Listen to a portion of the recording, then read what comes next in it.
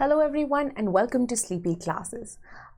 Before we move on to today's very important issue for political science and international relations, which is understanding the Taiwan issues and its key implications for India and the world, here is wishing all of you a very happy Teachers' Day.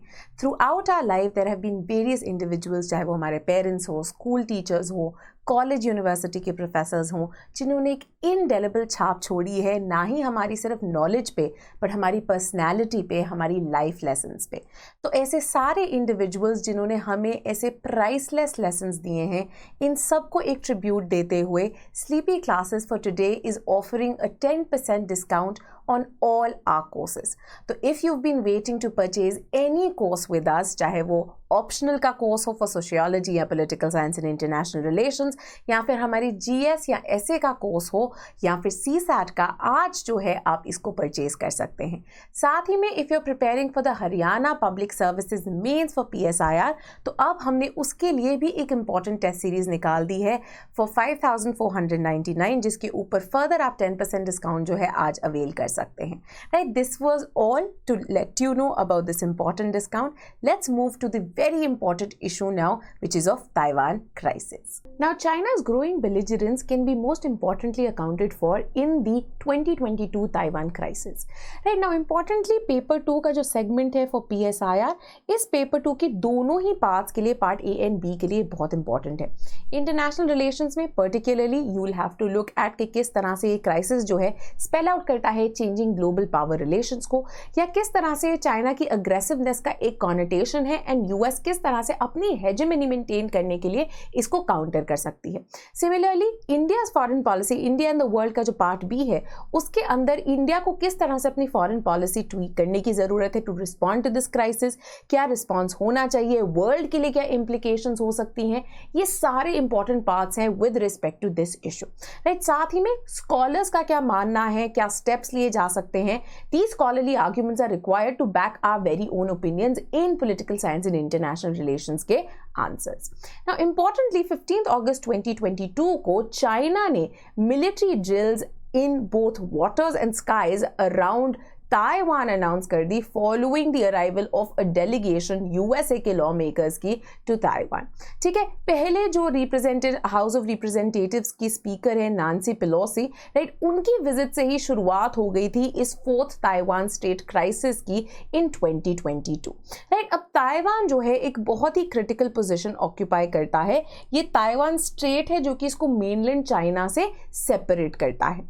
Basically Taiwan की जो history है काफ़ी ज़्यादा sketched रही है। Taiwan जो है 1895 में एक came to be occupied by Japan, Japan की कॉलोनी बन गई थी। हाउएवर सेकेंड वर्ल्ड वॉर के बाद with the Japanese loss, Taiwan जो है again came under nationalist China. तो before the coming in of communist Chinese, जो कम्युनिस्ट चाइना है अंडर माओ, उससे पहले चाइना जो है nationalist party that is Kuomintang party under Chiang Kai Shek होता था। तो दोनों ही ताइवान एंड मेनलैंड चाइना उनके साथ होते थे। 1949 में with the coming in of the Maoist revolution, Chiang Kai Shek द्वारा लेड कोमिंटांग के जो सपोर्टर्स थे फ्लेड टू ताइवान एंड यहाँ पे उन्होंने ताइवान का एक सेल्फ रूल इस्टेब्लिश कर लिया। तब से ही ये जो ऑनगोइंग इशू है कंटिन्यू चल रहा है। नाउ इससे पहले भी first, second and third Taiwan crisis जो हैं हिस्टोरिकली हुए हैं प्रायर टू 2022। राइट, पहले ही with the fleeing of Kuomintang party and self rule का establishment in China, in Taiwan, Chinese जो कम्युनिस्ट पार्टी के लीडर थे माओ, उनका सपना था कि ये जो वन चाइना प्रिंसिपल है उसको पूरा करने के लिए मैं नेशनल रीयूनिफिकेशन को अपने ही टाइम में इंश्योर कर सकूं with Taiwan being incorporated with the mainland China. However 1950s के अंदर अभी चाइना जो है खुद भी डेवलप कर रहा था, उतनी ज़्यादा जो इनकी मिलिट्री स्ट्रेंथ नहीं थी। राइट, तो इनके पास और इनकी जो चाइनीज लिबरेशन आर्मी थी, the peoples Republic of China की जो आर्मी थी, it didn't have the strength to actually cross the Taiwanese Strait and take control of Taiwan. Why? Because US ने ताइवान को अपना सपोर्ट जो है दिखाया था in countering communist China. You also have to realize that post Second World War cold war का period जो है शुरुआत हो गई है एंड यूएस जो है, जो कैपिटलिस्ट यूएस ब्लॉक है, वो कम्युनिस्ट ब्लॉक को होल्ड करने की कोशिश कर रहा है। सो चाइना की इस अग्रेसिवनेस के अगेंस्ट जो है कॉन्स्टेंटली यूएस एक बफर बन के बैठा रहा। इनफैक्ट हैरी एस ट्रूमैन ने यूएस की जो बहुत ही फियर्ड 7th फ्लीट थी, राइट, उसको ताइवानी स्ट्रेट में भेज दिया to protect Taiwan, right. In fact इसके बाद 1954 एंड 58 में अगेन माओ के चाइना ने जो है एक अग्रेसिवनेस दिखाई, बट वो बेसिकली ताइवान तक नहीं पहुंच सकते थे, तो उनके आसपास जो किनमिन मात्सू आइलैंड्स हैं उन्होंने उनको बॉम्ब करना शुरू कर दिया, leading to the second Taiwanese crisis. Third Taiwan crisis जो है आपका 1990s में होता है। बेसिकली 60s एंड 70s के अंदर जियोपॉलिटिकल शिफ्ट्स बहुत ज्यादा आ रहे थे। In fact China and Soviet union में भी जो है अनबन शुरू हो गई थी विद रिस्पेक्ट टू इनके जो बॉर्डर्स थे, इनके जो एरियाज थे। तो इसके कारण क्या हुआ था, अब China was also focusing on bettering its ties with USA to score certain benefits, right. और उसके बाद जो है by opening China in a phased manner, इन्होंने अपनी एक रैपिड इकोनॉमिक डेवलपमेंट जो है उसकी शुरुआत कर दी। 1992 में also what happens is that a consensus takes place between the Communist Chinese Party and the Kuomintang Party of Taiwan, जहां पे उन्होंने बोला कि हमारा आइडिया है ऑफ वन चाइना एंड हम नेशनल यूनिफिकेशन होप करते हैं कभी हो जाएगा, बट क्या पाथ होगा एंड किस तरह से रीयूनिफिकेशन होगा, that wasn't really spelled out. And यही एक इशू है दैट दोनों ही मेनलैंड चाइना का एंड ताइवान का एक सेपरेट पर्सपेक्टिव है with respect to reunification, where is the Chinese communist party hope के ताइवान जस्ट लाइक हांगकांग अब एक वन कंट्री टू सिस्टम्स के अंदर एम्बॉडी हो सके and eventually come under the complete control of communist China. वहीं पे कुओमिंटांग पार्टी एंड जो कुओमिंटांग के अगेंस्ट एक डेमोक्रेटिक पार्टी है 2016 ऑनवर्ड्स, उनकी जो लीडर है त्साई, उन्होंने टाइम एंड अगेन ये एनफोर्स किया है दैट हम जो है एक जो हमारा पहले एक नेशनलिस्ट एक रिपब्लिक ऑफ चाइना होता था under the republic of China जो होता था and not the peoples Republic of China, उस आइडिया उस मेंटालिटी के साथ जो है रीयूनिफाई करना चाहते हैं चाइना को। तो इसके कारण उनके बीच में जो काउंटरिंग और जो फोर्सेस हैं और ज्यादा अग्रेसिव होती जा रही हैं। बेसिकली 1990s में आफ्टर दिस 1992 का consensus, the Taiwanese president ended up visiting US, जिसके कारण द थर्ड ताइवान क्राइसिस है वो शुरुआत हो गई थी। And again US president Bill Clinton had to step in to prevent any full-fledged conflict from breaking out between mainland China, communist China and Taiwan. Now very importantly, contemporary world में जो ये China Taiwan के around जितना zone है, चाहे वो south China सी हो, आपका जो पैसिफिक ओशन का एरिया हो, पूरा का पूरा हेविली मिलिटराइज्ड है with presence of both Chinese and US के air defence and naval zones, right. तो हम खुद देख सकते हैं कि किस तरह से चाइना ने भी बोल्स्टर किया है। अगर आप ये देख सकते हैं पूरे की पूरी ये जो कोस्ट लाइन है चाइना की with presence of big naval blocks including around Spratly islands भी जो ये डेवलप कर रहे हैं।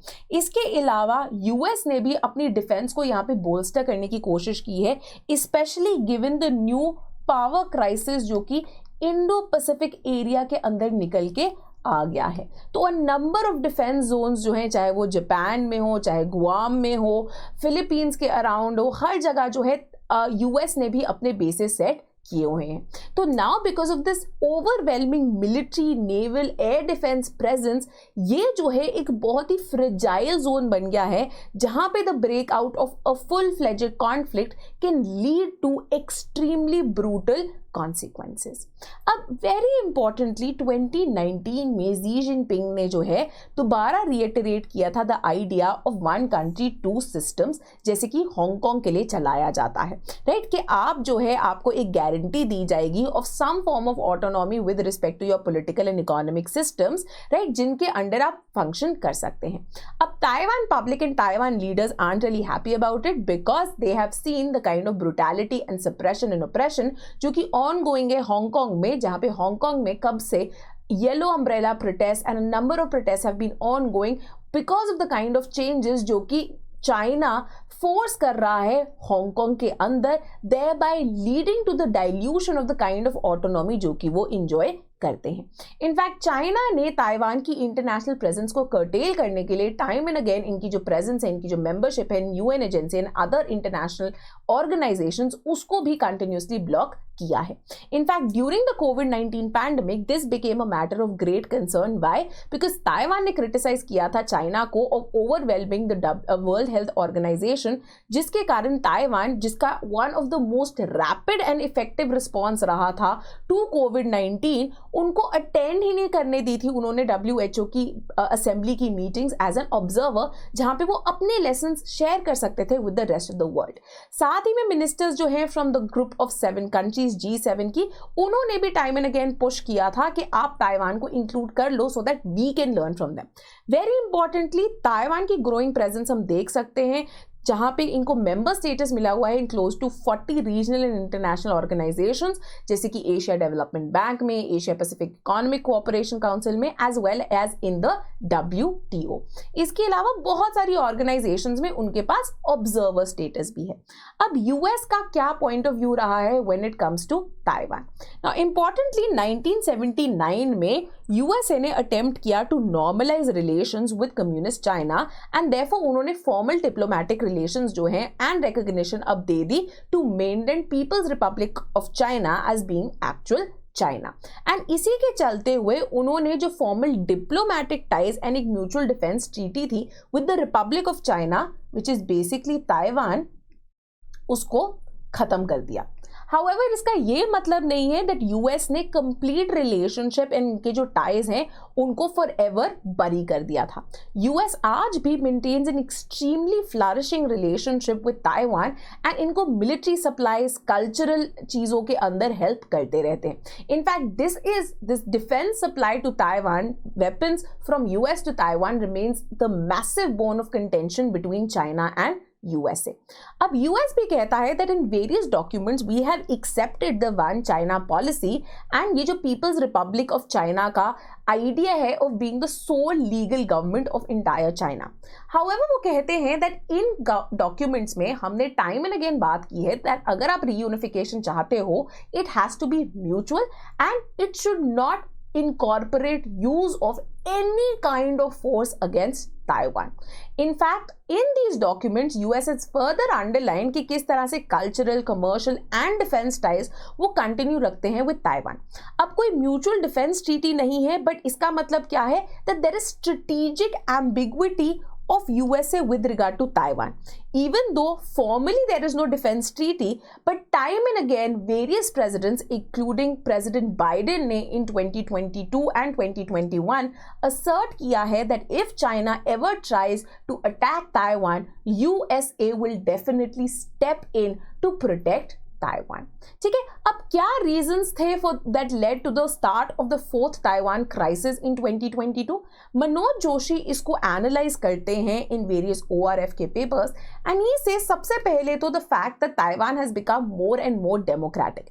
नाउ नॉट जस्ट कॉमिंटांग जिनके साथ थोड़ी सी अंडरस्टैंडिंग थी of the communist party of China, but उनके अगेंस्ट जो ऑपोजिशन पार्टी आई है डेमोक्रेटिक पार्टी, उसकी जो सपोर्ट है इन ताइवान वो और भी ज्यादा बढ़ गई है, जिसके कारण people's Republic of China now goes on a back foot. साथ ही में जो second factor is that China is growing more and more aggressive.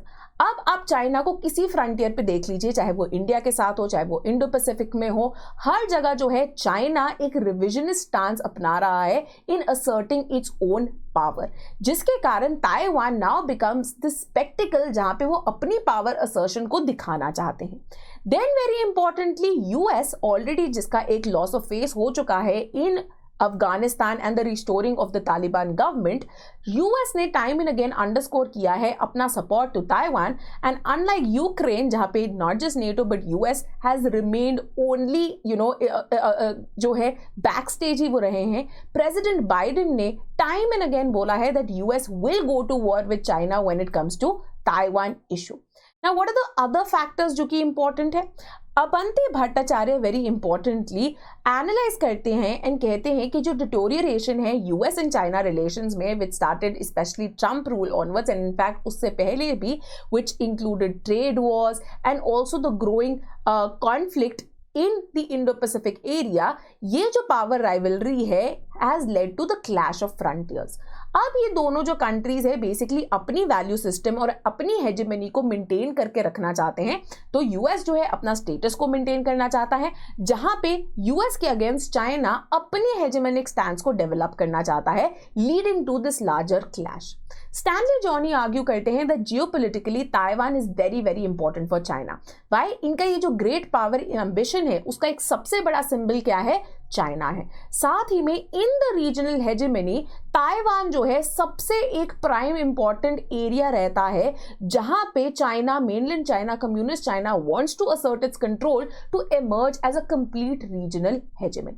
In fact ये चीज जो है टाइम एंड अगेन प्रैक्टिस की गई है। अगर हम यूएसएसआर को देखते हैं तो यूएसएसआर एक मैसिव रीजनल हेजेमन था, पर्टिकुलरली अपने जो साथ में वाटर बॉडीज थी, ब्लैक सी हो, बाल्टिक सी हो। In fact Russia today is trying to do the same. जब रशिया जो है यूक्रेन के अंदर, चाहे वो क्रिमियन क्राइसिस हो, चाहे वो वेरी इंपॉर्टेंटली जो आपका एक क्रूशियल पोर्ट है सेवास्तोपोल, उसका बात हो, या फिर यूक्रेन को keeping out of the NATO circle की बात हो, हर जगह जो है इसी रीजनल असर्शन को वो दोबारा मेंटेन करने की कोशिश कर रहे हैं। वहीं हम देखते हैं किस तरह से यूएस ने कंप्लीट वेस्टर्न हेजेमनी मेंटेन की हुई है in the two oceans that surrounded, Atlantic हो या पैसिफिक हो, या फिर अगर हम लैटिन अमेरिका की भी बात करें, जहां पे अपने बैकयार्ड में यूएसए किसी को इंटरफेयर नहीं करने देता। तो यही पोजीशन, यही स्टांस जो है अब चाइना भी अपनाने की बात कर रहा है। Now what can be the consequences of the fourth Taiwan crisis?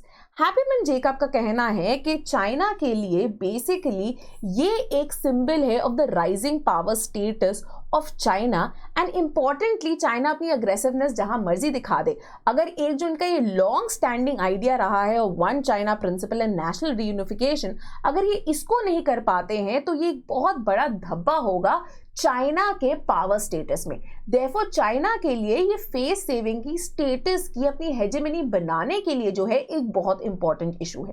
Then US के लिए ऑब्वियसली यूएस की जो स्टेडली एक डिक्लाइनिंग हेजेमनी बन गई है, चाहे वो अफगानिस्तान हो, यूक्रेन हो, राइट, तो अब अपने फ्रेंड्स के अंदर भी, राइट, उनको एसवेज करने के लिए दैट नहीं, USA means what it says, it will follow up on its promises, as well as अपने एनिमीज, राइवल्स को दिखाने के लिए भी Taiwan becomes a very very important issue. तो यूएस ने एक बहुत सालों से जो एक डेलिकेट बैलेंस वो मेंटेन करते थे वाया द स्ट्रेटेजिक ऑटोनॉमी, जहां पे वो बताते नहीं थे कि नहीं कोई फॉर्मल डिफेंस ट्रीटी नहीं है, बोलते नहीं थे कि हम जो है आएंगे ताइवान को प्रोटेक्ट करने if there is a war, but पहुंच जाते थे, है ना, चाहे वो फर्स्ट हो, सेकंड हो या थर्ड ताइवान क्राइसिस हो, हमेशा अपनी प्रेजेंस फेल्ट करवा देते थे, पर बोलते नहीं थे। Now in 2021-22 onwards president Biden ने इसको बोलना जो है शुरू कर दिया है। ताइवान के लिए it is obviously a matter of survival and standing up to mainland communist China की bullying and making it clear that they will not tolerate it, right. ये जो क्राइसिस जो कि नैंसी पेलोसी की विजिट से जो है शुरू हुआ है, अब उसके ऊपर जो है बहुत कम क्लैरिटी है कि ये क्राइसिस कितना ज्यादा बड़ा बन जाएगा या कंट्रोल रहेगा। साथ ही में over the next couple of years क्या ये अग्रेसिवनेस और ज्यादा बढ़ जाएगी या इसको स्टेबलाइज किया जा सकता है। अब लार्जर और क्या इश्यूज हो सकते हैं फॉर लार्जर जो वर्ल्ड एंड रीजन है? सबसे पहले तो the issue of possibility of USA and China की full fledged conflict as we have seen with Ukraine crisis, जहां पे अभी तो कोई भी कंट्री जो है इन्वॉल्व नहीं है directly, but it has had repercussions, चाहे वो इकोनॉमिक्स हो, चाहे वो सोशल रेपरकशंस हो in terms of refugee crisis. पूरे यूरोप एंड वर्ल्ड के लिए ये क्राइसिस बना रहा है। अब चाइना की जो ग्रोइंग मिलिट्री पावर है एंड बिलिजरेंस है, this can spark a full hot war between US and China to actually fulfill its reunification की dreams. However, a number of experts disagree that possibly ये बस एक power play है between the two countries and बहुत कम likelihood है of a complete Chinese invasion. However, certain other military commanders say that even if for now in the short term the crisis may be relaxed, but in the next decade there is the possibility of this crisis blowing out of proportion and a complete invasion happening. इसी के चलते हुए Russia का influence and जिस तरह से Russia ने actions लिए हैं अपने बैकयार्ड में can add further arsenal to China's wish of ensuring the same in its backyard, right? तो अब जो है very importantly चाइनीज लीडर्स जो है, जो रशिया के फेलियर्स रहे हैं, यूक्रेन के अंदर एक लंबा क्राइसिस जो चला, उसको मद्देनजर रखते हुए अपने ऐसे ऑपरेशनल प्लान्स बनाएंगे कि वो ऐसी मिस्टेक्स जो है रिपीट ना करें. A lot of scholars contend that 2049 can be a crucial date. Why? Because यहाँ तक जो है ये बात की गई है कि हम जो चाइना है एक ग्रेट पावर बन जाएंगे, एंड इसके लिए ये reunification जो है will be very important. Now, in the economic domain, particularly with respect to international economy, a massive issue will be the issue of disruption of supply chains.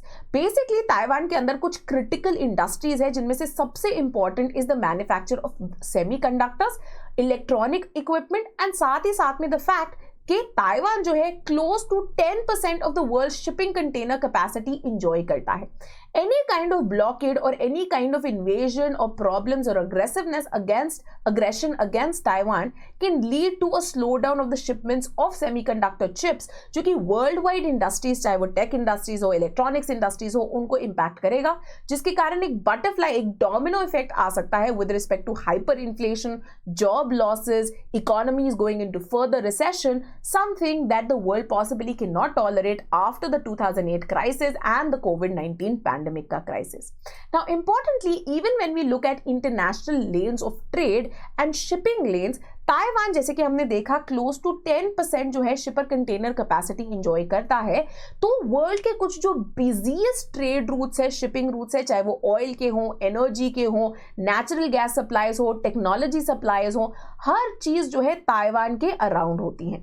तो हम देख सकते हैं ये ताइवान है, ये ताइवान स्ट्रेट रहा, तो ये सारी जो है some of the most critical shipping lines है.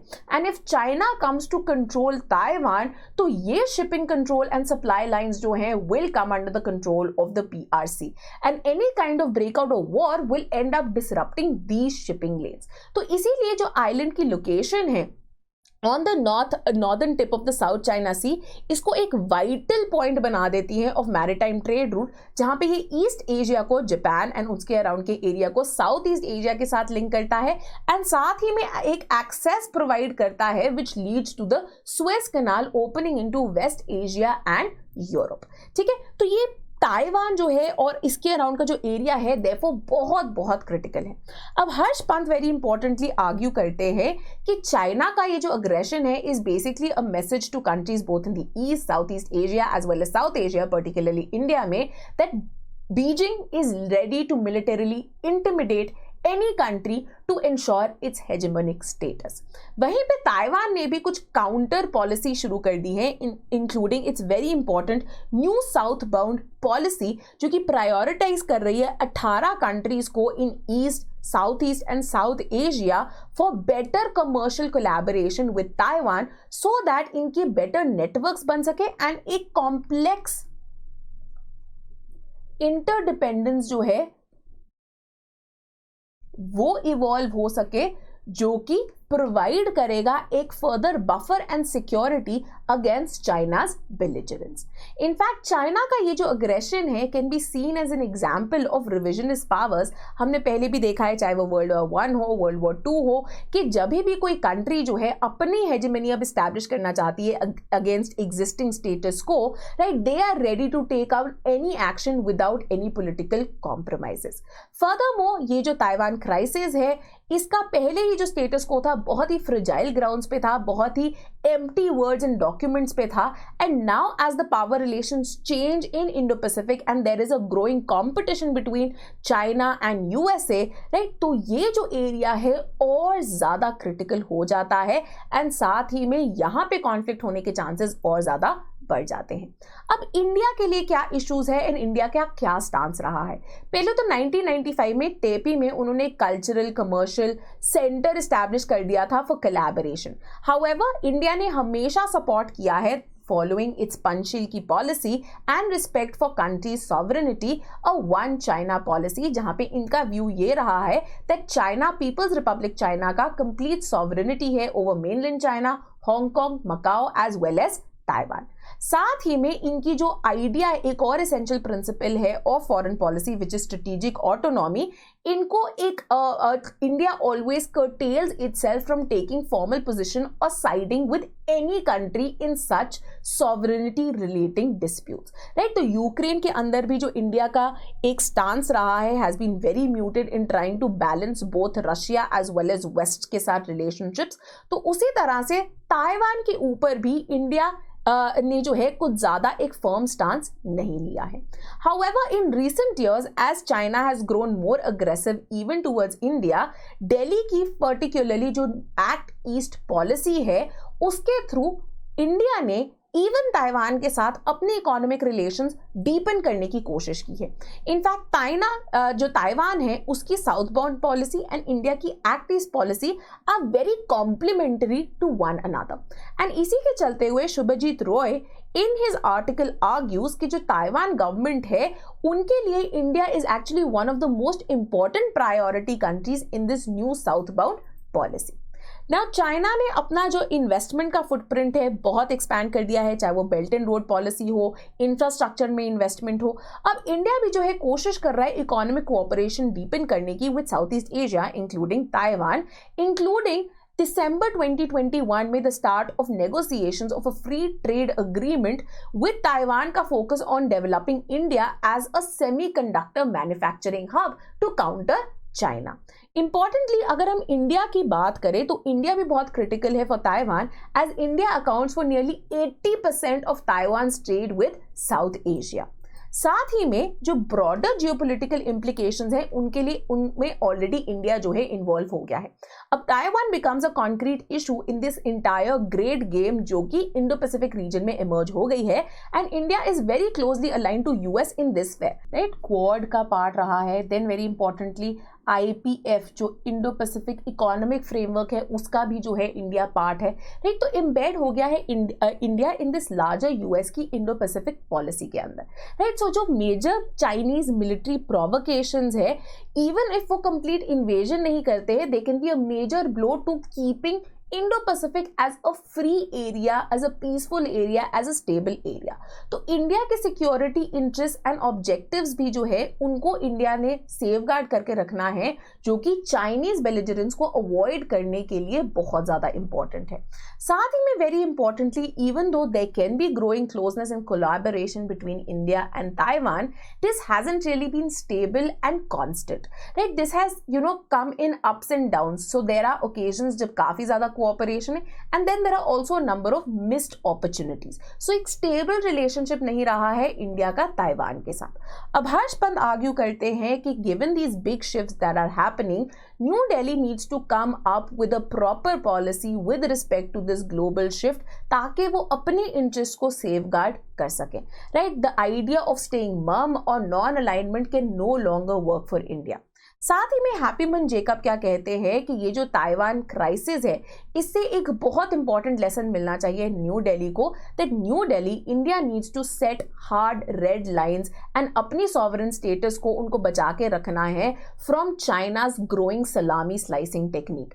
तो अब जो है इन्हें अपनी एक फॉरेन पॉलिसी को अग्रेसिवली पुश करना है rather than being just reactionary to what China is doing, right? अभी जो इंडिया की फॉरेन पॉलिसी है बहुत ही हाइड एंड सीक पॉलिसी हम बुलाते हैं, जिसके कारण एक बहुत ही कंफ्यूज्ड मैसेजिंग जाती है to both the domestic population of India and साथ ही में to China that there is no clarity that India has in how to respond to China, जो कि बहुत काउंटर प्रोडक्टिव साबित हो सकती है।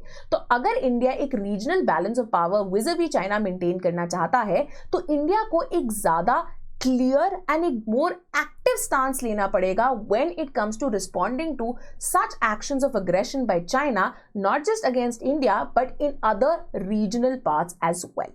ठीक है, तो ये जो है बहुत ही ज़्यादा ज़रूरी है, बहुत ही ज़्यादा imperative है to ensure India also emerging as an important global player when it comes to this new power politics जो कि हमें international relations में देखने को मिल रही है।